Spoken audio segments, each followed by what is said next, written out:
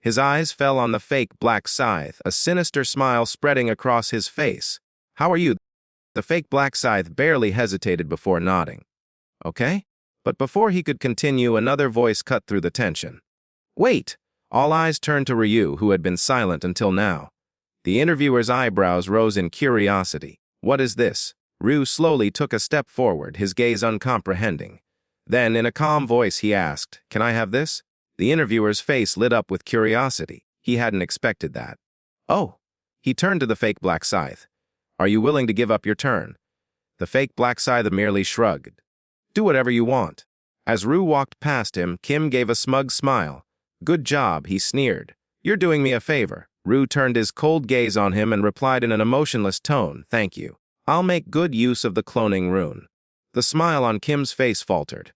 A look of confusion crossed his face, but before he could react, Ryu's hand reached out and gripped his throat with unflinching force. There was no warning, no hesitation. A terrible crack echoed through the empty building as Ryu twisted Kim's neck with brutal efficiency. His body fell to the ground, lifeless. The black flame dragon and the interviewer were frozen in place, their faces drained of color. The interviewer stumbled back, his voice trembling. You killed him." His eyes darted between Kim's corpse and Ryu, a look of disbelief filling his face. "Do you even realize what you've done?" He was the Black Scythe, a legend. His voice wavered with shock and fear. "Have you lost your mind?" Ryu slowly raised his head, his expression as cold as the grave. His sharp gaze met the interviewer's trembling form. "You talk too much," he said in a flat tone. The interviewer felt his heart pound against his ribs. Those eyes. His breath hitched with a horrifying feeling. It wasn't just the look of a killer, it was the look of a predator. It was as if some apex beast had marked him as prey. He instinctively stepped backwards, but Ryu was no longer looking at him. Instead, his attention was on something invisible, until suddenly, a transparent system notification popped into existence before his eyes. "You have killed another player while impersonating them. Activation conditions met. You have obtained a hidden rune, the doppelganger rune. This rune will automatically attach itself to your body." A small, satisfied smile played on Ryu's lips. He had obtained the doppelganger rune. And what about the man who was to be infamous in the future? Ryu didn't care about that in the slightest. Ryu's eyes fell on the lifeless body lying on the ground, his expression indecipherable.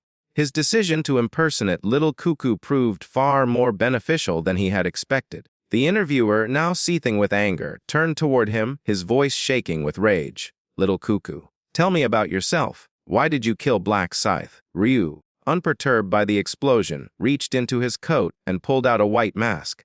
In slow, deliberate movements, he secured it over his face. A strange gleam flashed in his eyes. He replied in a cold tone, "Kim is a fool who dared to steal my identity." The interviewer stiffened. His breath hitched as confusion filled his mind. His thoughts were racing. He was trying to decipher Ryu's mysterious words, but nothing made sense. Meanwhile, Ryu's attention had already shifted. His gaze fell on the unconscious cafe owner lying motionless on the cold floor. The interviewer's anger flared even more. He clenched his teeth, pointing at the woman, his face contorted with despair. "If you were so desperate to kill someone, you should have killed him. Not the Black Scythe," he roared. Unperturbed by her anger, Ryu walked silently toward the woman. He sat down next to her, reaching out to pick up something thrown on the ground, a folded garbage bag. With a detached expression, he slowly opened it, his voice devoid of emotion as he muttered, "The fake Black Scythe is as worthless as you are." The interviewer's anger boiled over. He heaved his chest up as he took a deep breath, his fists clenching until his knuckles turned white. His eyes burned with pure hatred. "Say that again," he growled, his voice laced with venom. Ryu didn't respond. He simply stood to his feet, his movements steady and calculated. The interviewer, his patience broken, reached for his weapon. In an instant, a gleaming golden sword appeared in his fist, its glowing blade resonating with energy. Still, Ryu remained unperturbed. Without worry, he extended his hand.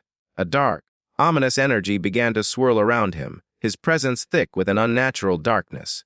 Slowly, the energy gathered, taking shape, his weapon emerging from the shadows. The interviewer's eyes remained fixed on him, and for a brief moment hesitation flashed across his face. Eyes locked on him, and for a brief moment, hesitation flashed across his face. His body tensed as a wave of uneasiness ran up his spine. Rue calmly sheathed his weapon back into its sheath, his gaze still sharp and piercing. Then, in a voice as cold as the void, he repeated, "Both the interviewer and Kim were useless." A chill ran down the interviewer's spine. He swallowed hard, his throat suddenly dry. But what really sent fear through his veins was the weapon Ryu used. His breath hitched, his pulse quickened. It wasn't a sword. It wasn't a dagger. It was a giant, dangerous sickle, something he had never seen in a player's hands before. Ryu rested the giant sickle on his shoulder, his piercing gaze fixed on the interviewer. He didn't say anything, but his silence itself was stifling. The interviewer's breath hitched as realization hit him like a lightning bolt. His mouth fell open in shock, his eyes wide with fear. And then everything made sense. There was only one player who used such a massive sickle as his main weapon. A shiver ran down his spine as he put everything together. Now, he understood why Rue had said Kim was impersonating him. The weight of the truth settled in his stomach twisting in fear. Ryu's voice, cold as death, cut through the silence. "Now do you understand?" he asked, his words carrying an undeniable finality.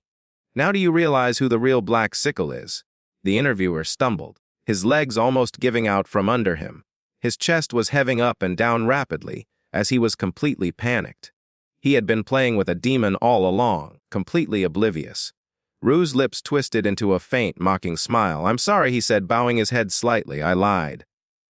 The interviewer's hands began to shake violently. His grip on his sword loosened, and before he knew it, the weapon slipped from his fingers and fell to the floor. His knees buckled, and he fell to the ground in fear. His eyes filled with tears, and he began to beg wildly for his life. "Please have mercy. I didn't know. If I had understood before, I would never have understood." His desperate screams were cut short. Ryu's eyes remained emotionless, and he didn't say a single word. No, before the interviewer realized what was happening. His world turned upside down. A sharp pain, then nothing. His severed head continued to roll across the floor, rolling meaninglessly, until it stopped in a terrifying manner near Black Flame Dragon's feet. A deep chill ran down Black Flame Dragon's spine. His breath stopped as he looked at the severed head, its lifeless eyes still frozen in shock. This terrifying sight sent shivers throughout his body. He thought, "This is the real Black Sickle." Terror settled deep in his chest. He's on a completely different level. What terrified him even more was that he hadn't even seen Ryu make any movement.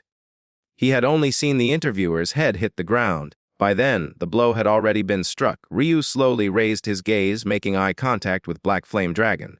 There was an icy finality in his voice. "Now, there's just the two of us. Do you know what comes next?" A sinister gleam flashed in his eyes. "If you have anything left to say, now is the time. Your moment has come." The Black Flame Dragon forced himself to breathe. His instincts were screaming at him to beg for his life. But the memory of the interviewer's quick death stopped him. He knew pleading would be futile. Instead, he clenched his fists, pinching himself. "I won't waste time begging," he declared, his voice full of confidence. Rue smiled. "Good. Then, as if amused, he said, "Really?" The Black Flame Dragon hesitated, then took a steady breath. "I want to ask you something before I die."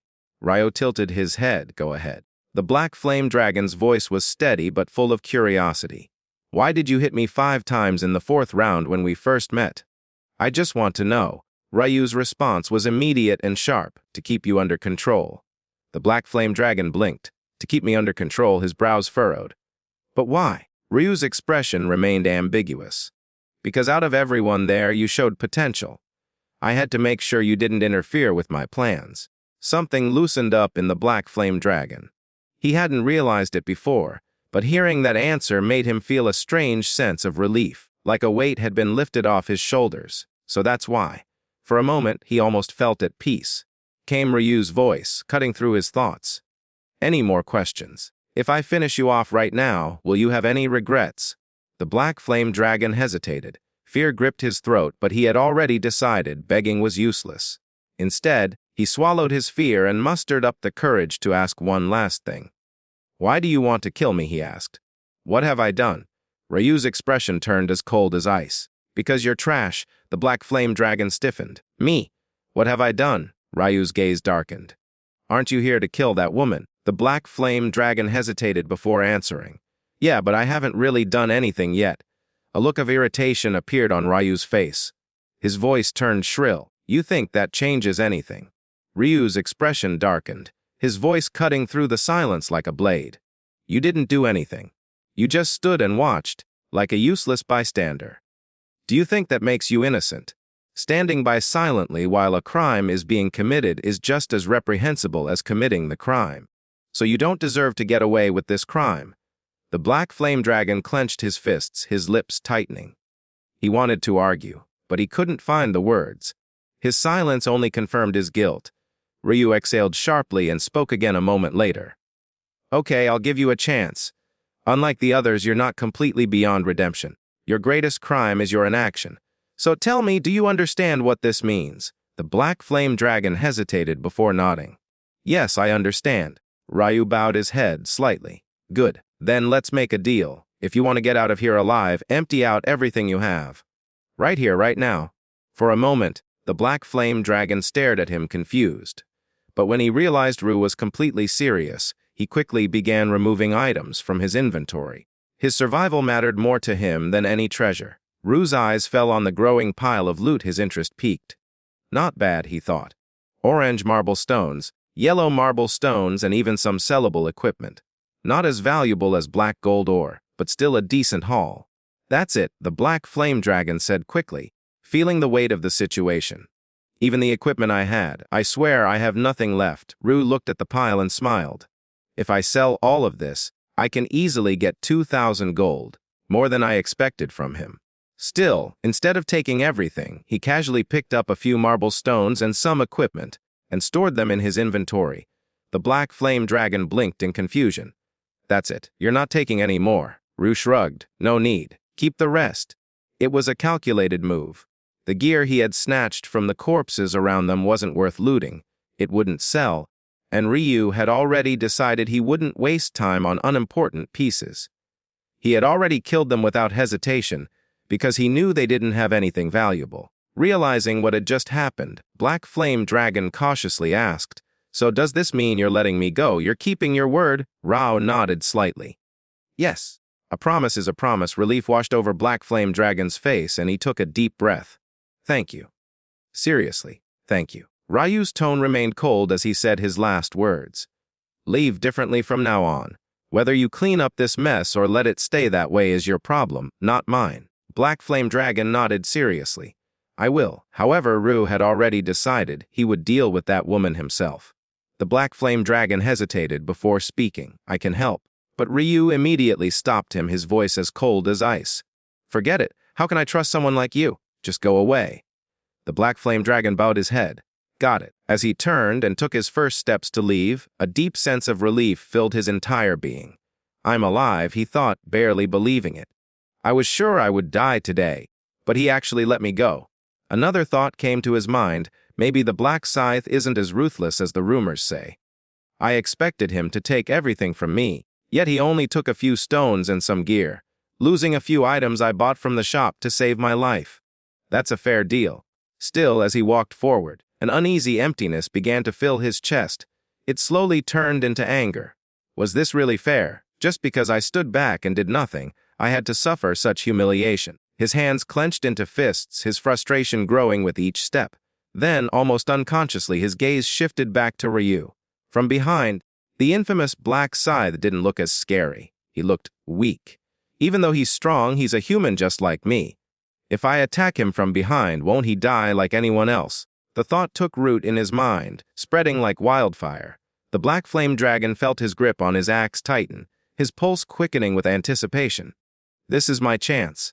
If I manage to kill him, imagine how much stronger I'll become. His level will be much higher. My stats will skyrocket. His heart was thumping as he moved forward, slowly, deliberately, closing the distance between them. "Don't turn back," he whispered softly. "Just stay steady." Then, with reckless determination, he raised his axe above his head. "You bastard," he roared, striking with all his might. The weapon struck true, and Ryu's body fell lifelessly to the ground. For a moment, the Black Flame Dragon froze in disbelief. Then, realization dawned, and an ecstatic smile spread across his face. He burst out laughing loudly, his voice echoing across the battlefield. "I did it. I really did it," he yelled in joy. The legendary Black Scythe, taken down by a mere level 10 player. You let your guard down, fool. How can you trust someone so easily? But his victory was short-lived. Something seemed wrong. His victorious smile faltered as a feeling of uneasiness crept into his mind. Why didn't I get any notification from the system? He thought. Normally, as soon as he killed a player, the game would alert him of his stat increase. But now, there was nothing. No message, no stat boost, nothing. Dread filled his stomach. Slowly, he turned his head to see what was wrong.